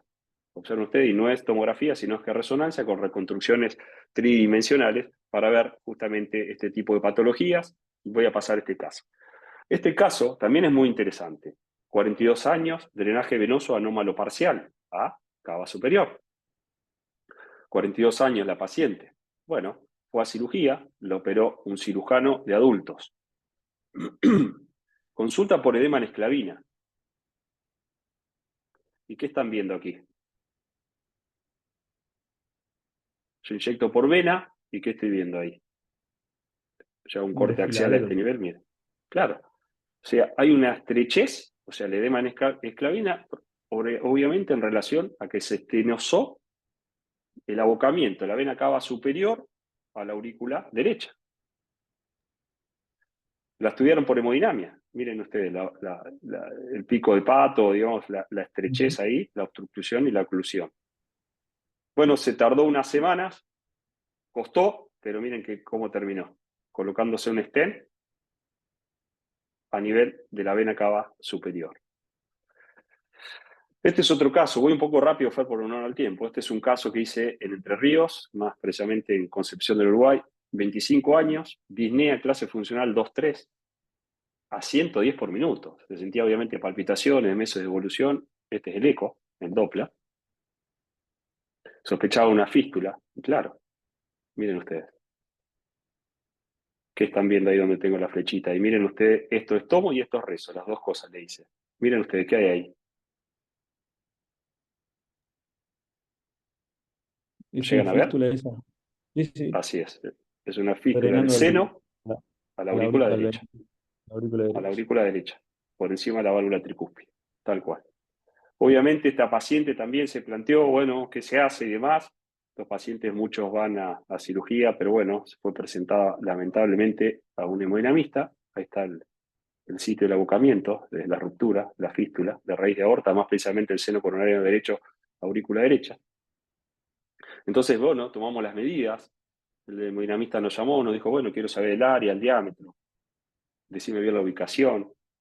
Bueno, le mandamos toda la información y terminó colocándose un vascular plaque tipo 2 a dicho nivel. Y estas son las imágenes del control post resolución por tomografía. La verdad que, bueno, me llamó mucho la atención. Miren ustedes realmente cómo quedó, le terminaron colocando 2 placas. Bueno, esto es adulto, pero bueno, no está mal mostrarle, fíjense, no sé si pueden observar, ya en el eco estaban viendo una imagen compatible con túnel aorta BD. Claro, se ve bárbaro. Aorta BD, fíjense qué bien que se ve, miren qué bien que se ve acá. Esta es la aorta. Aorta. O sea, para comentarles que cuando existen ciertas limitaciones, por ejemplo en el eco, sospechas o malas ventanas, y uno necesita, la resonancia bien hecha aporta también muchísimos datos, tanto al clínico como para el cirujano. Bueno, esto es un control post colocación de stent en sitio de coartación. Se puede, claro, y lo hacemos. Miren qué bien que se ve. Se observa bárbaro. Nosotros podemos, a través de reconstrucciones y de software específicos, tratar de extraer, dejar el stent aparte. Pero claro, generalmente lo que ocurre es que quedan infraexpandidos. Y eso muchas veces puede generar gradiente. También se habló, ojo con las anomalías coronarias y los pacientes con estenosis o con falot, a la hora de implantación de stent o de apertura del tracto de salida, porque se pueden llevar, mal dicho, se pueden llevar puesto o la coronaria derecha o las anomalías de las arterias coronarias derechas o DA. Tal es así, miren ustedes, este es un paciente interesante con una calcificación en el tracto de salida del ventrículo derecho. Miren la relación entre el tronco de la coronaria izquierda, sobre todo la DA, y el tracto de salida del ventrículo. Se colocó un stent, pero ojo, que está muy cercano. Entonces, esa terapéutica que utilizan de insuflar para ver si hay compresión coronaria es muy útil. Entonces, de ahí la importancia de en estos pacientes valorar también la anatomía coronaria. Miren ustedes, mira este caso, Fer, qué interesante, la DA con un nacimiento del seno coronariano derecho.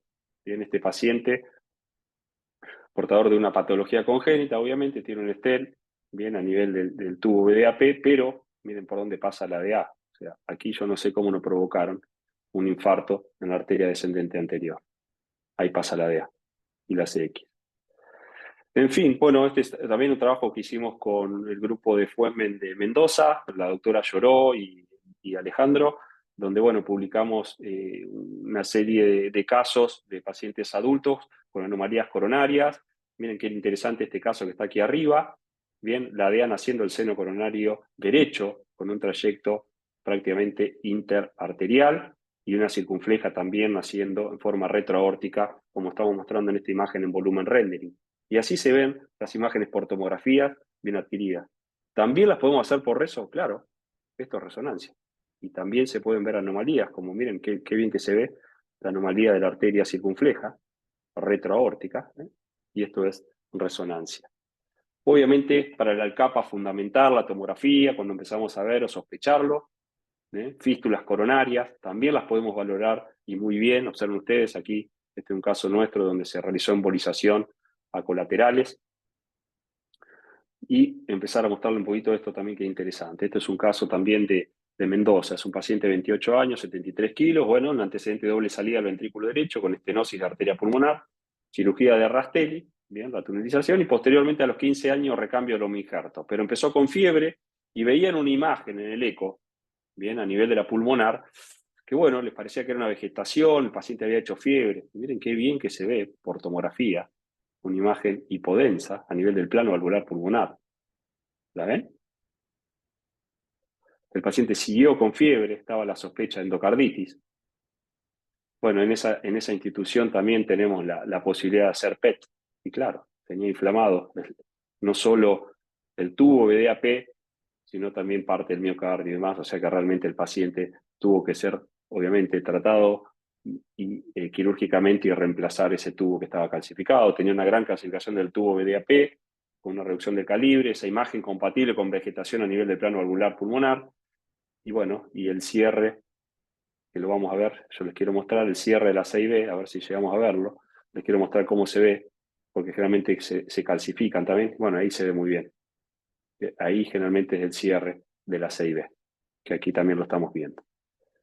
Bueno, simplemente este es un trabajo también que hicimos con la gente de su momento de General Electric, donde mostramos justamente que con software específico podemos valorar anatomía coronaria, solo nacimientos y trayectos de arterias coronarias por resonancia. Y esto es un poco, siempre me gusta mostrar imágenes personales y propias estamos haciendo imágenes 4D Flow, y obviamente, Fer, mira qué bien se ve, Glenn y Fontán, permeable, rama izquierda, rama derecha de arteria pulmonar.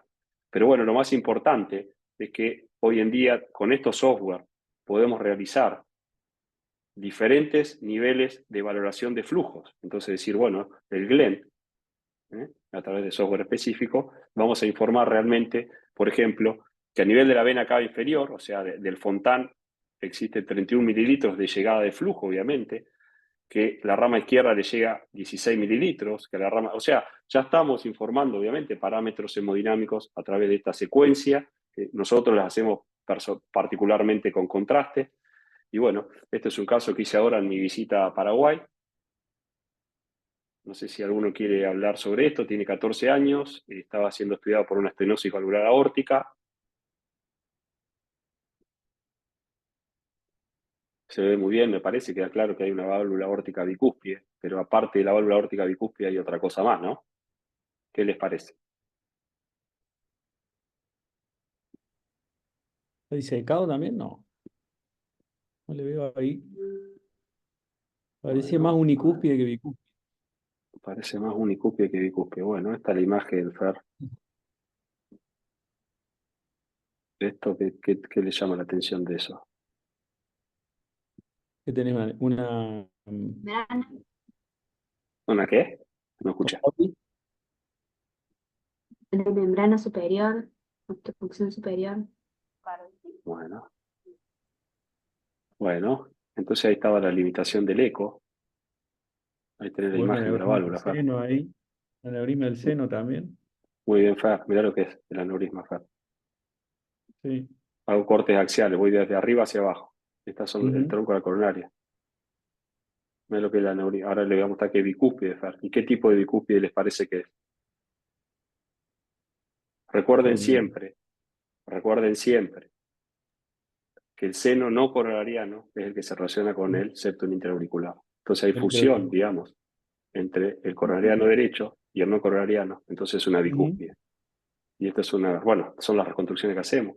Observen ustedes las imágenes coronales, que bien que se ve el aneurisma. Bien, bueno, las diferentes dimensiones que uno va tomando, y fíjense qué imagen de volumen rendering. Claro Observen que la sí. fecha, fue hecha ahora el 25 de junio, hace un mes justamente. Bien, es un aneurisma del seno coronariano izquierdo.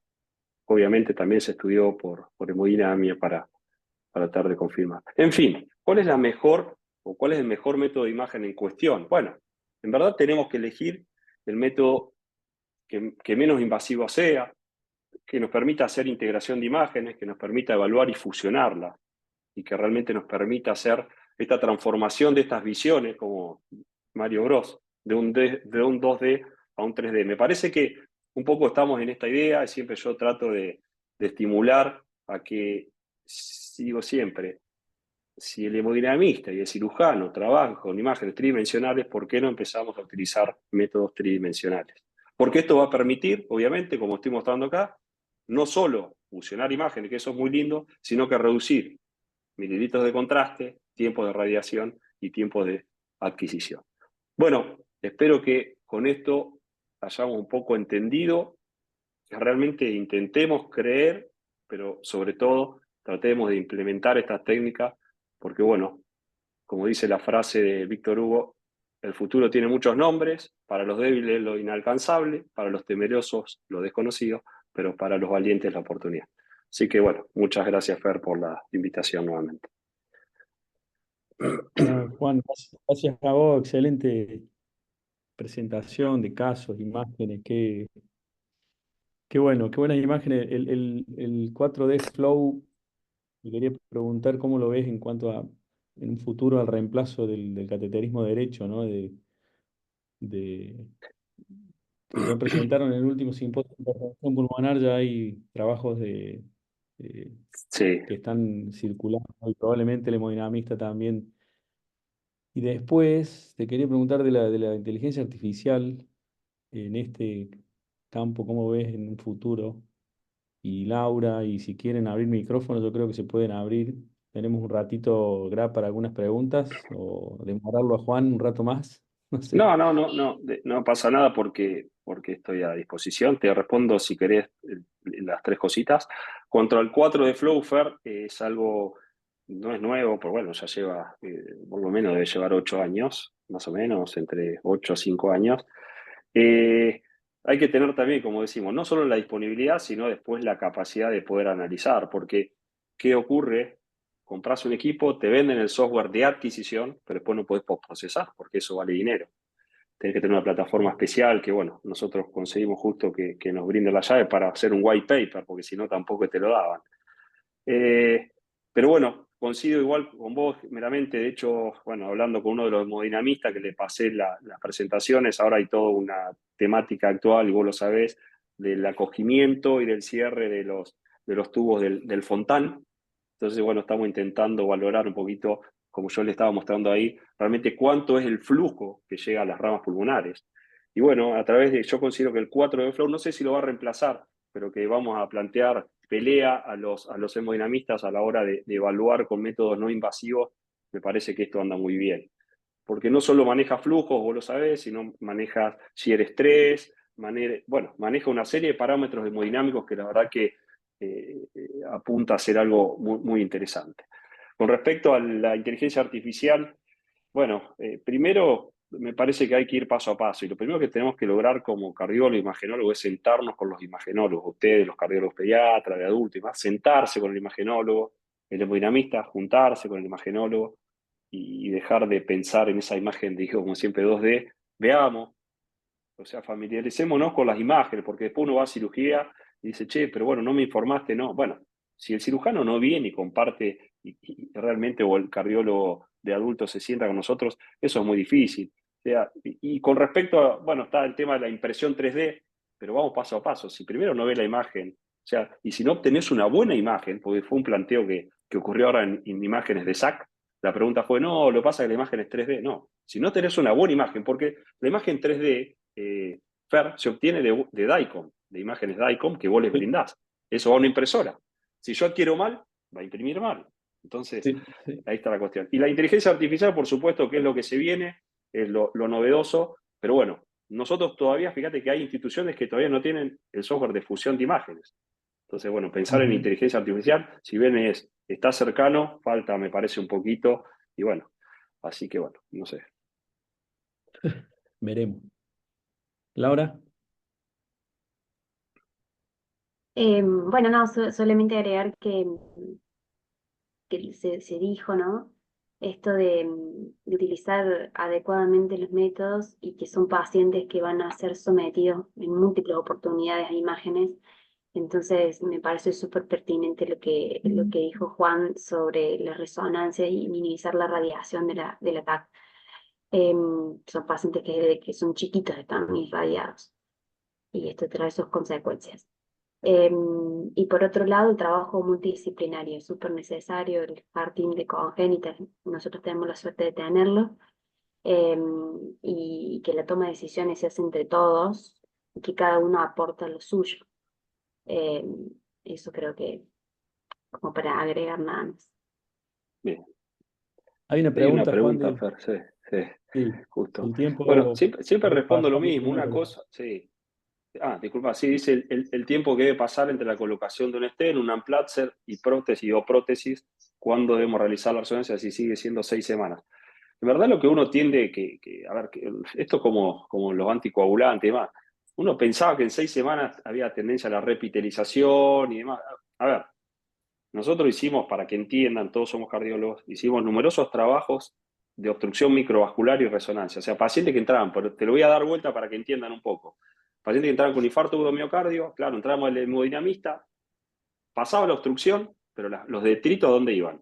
Iban a la microcirculación, porque las plaquitas, esas, cuando impactan el stent, ¿qué pasa con los detritos? Bueno, y lo hacíamos después del stent dentro de las 48 a 72 horas. No existen contraindicaciones, en verdad. O sea, si el paciente, por más que tenga un stent, un Amplatzer o una prótesis, y ese dispositivo es MRI compatible, no debería haber problema. O sea que realmente eso de las 6 semanas, bueno, algunos hablan del tema de la repitelización, la verdad que yo a eso no le doy mucha importancia. Son los menos los casos que vienen después de alguna colocación muy, muy precoz, porque realmente son por complicaciones y demás. Y bueno, intentamos más bien hacer en lo posible tomografía, si se puede reemplazar, Así que bueno,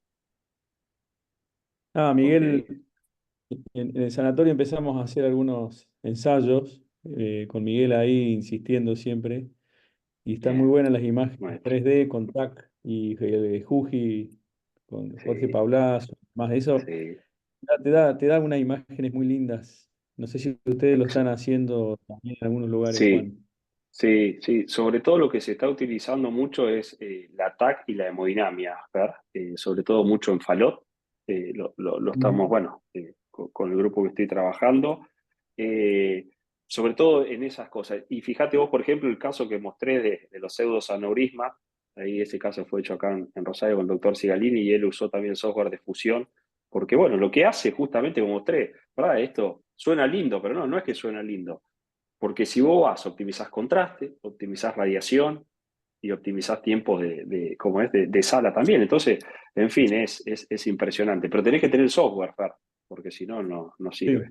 sí, sí.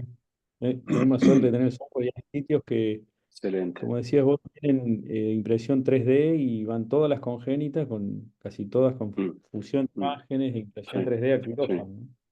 sí, Eh, sí, sí. Se puede levantar Estoy al tanto.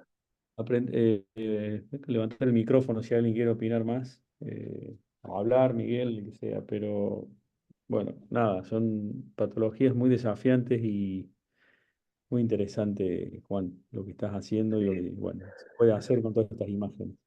Sí, yo lo único que digo fue porque, a ver, todos, vos me conocés, todos nos equivocamos, y me Ujú. equivoco también bastante, pero digo, eh, mi, mi moraleja o mi mensaje sería, si cada uno hace lo que sabe hacer, las cosas van a funcionar bien. Lo que pasa es que estamos en un país donde primero que el auditor de un dispositivo Sí, Amplatzer es gastroenterólogo, entonces te dice, no, no te autorizo el dispositivo. Ahí empieza el primer error. Y después el segundo error, que claro, por ahí te recibís y a ustedes les debe pasar también, no es por nada, pero bueno, yo me estoy dedicando a esto y vos sabés, yo hasta dejé la cardiología clínica para dedicarme a imagen, pero digo, no sé, un radiólogo muy informado, pero un radiólogo también te informa. Y vos decís, pero, a ver, ¿por qué todos hacemos todo y no cada uno se dedica a lo que sabe y dejamos lugar a sí. quien corresponde? Entonces, A vos cuando se hay te muchas veces deriva, que tener cuidado, ¿no? Por los informes. Ese es un problema también. vos cuando te derivamos un paciente siempre hablás, preguntás, ¿qué viste en el eco? Describime el eco. Mm, Porque nada, todo suma acá y cada detalle en estos pacientes es fundamental. Ahí te tremendo, felicita tremendo. la doctora Somoza también. Sí, sí. Sí, muchas gracias, Constanza. Pero sí, sí, eso es fundamental. Por eso digo, yo por ahí muestro cosas y mi idea es justamente despertarle algo muchas veces a todos, a nuestros colegas, esto que hablé del feedback. O sea, si no tenemos buena relación, como bien decís, Fer, si no agarrar el teléfono y decir, Fer, seguimos, yo te he llamado 20.000 veces, che, Fer, vos que le viste, a ver, o vos me llamás y decís, Juan, fíjate, prestá atención a tal y tal cosa. Es fundamental porque estamos en un método versátil, la tomografía una vez que se adquiere, pero la resonancia es muy dinámico, entonces hay que tener mucho cuidado ahí. ¿Mm? Bueno, no sé si hay alguno más, son casi las ¿Quién más 9 pregunta? de un viernes, Sí, la verdad, no, pero muy excelente disertación de doctora Laura, la verdad la introducción es fantástica, para el cardiólogo clínico realmente y las imágenes también, excelente, felicitaciones Juan. Gracias Fer. Gracias. ¿Mm?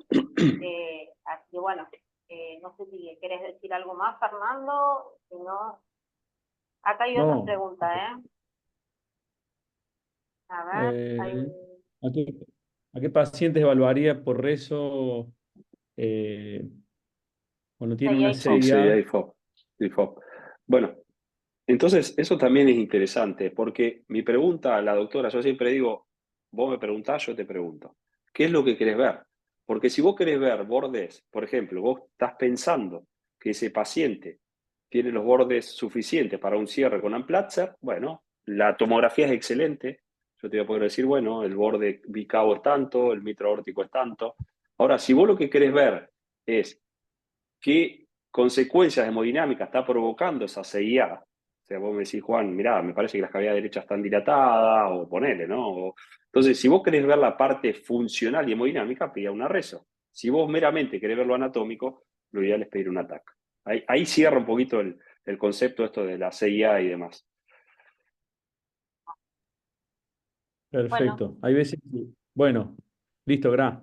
Yo nada, Bueno, agradezco a vos la bueno, invitación, a los ponentes, a Laura, a los invitados, a todos.